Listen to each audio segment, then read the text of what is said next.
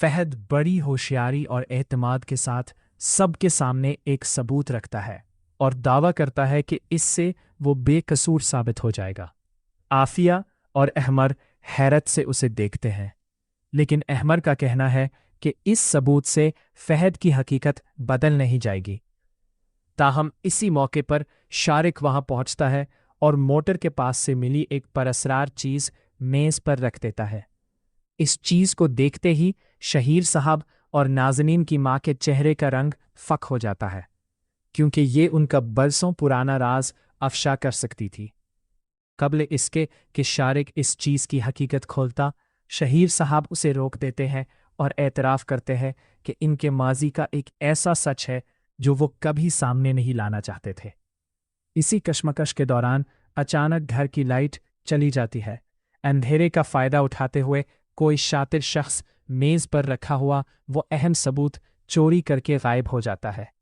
दूसरी तरफ नाज़नीन की मां को एक धमकी आमेज फ़ोन कॉल मौसूल होती है, जिसमें उन्हें खबरदार किया जाता है कि अगर उन्होंने ज़ुबान खोली तो नाज़नीन की जिंदगी खतरे में पड़ जाएगी। आफिया को फहद पर शदीद शक हो जाता है और वो खामोशी से उसका पीछा करते हुए एक सुनसान कमरे तक पहुंचती है। वहां उसे एक ऐसा शख्स मिलता है जो उसे हकीकत बताने का वादा करता है।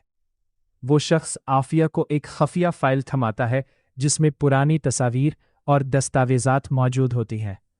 इन तस्वीर को देखकर आफिया के पांव तले से जमीन निकल जाती है। फाइल में फहद और नाज़नीन की मां की इकट्ठी तस्वीर होती हैं, जो इस बात का सबूत थी कि अहमर के खिलाफ पहला जाल नाज़नीन की मां और फहद ने मिलकर बिछाया था। जब फहद को मालूम होता है कि फाइल अफशा हो चुकी है, तो वो गुस्से में नाज़नीन की मां के पास जाता है। इन दोनों की गर्मा गर्म बहस के दौरान नाज़नीन दरवाजे के बाहर से उनकी सारी बातें सुन लेती है।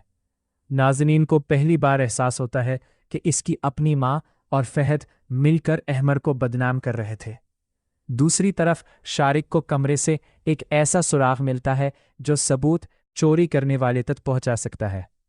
इन तमाम हालात के बाद अब आफिया और नाज़नीन दोनों ही इन साजिशों का खात्मा करने और अहमर को बेगुनाह साबित करने के लिए एक नया कदम उठाने पर मजबूर हो जाएंगी।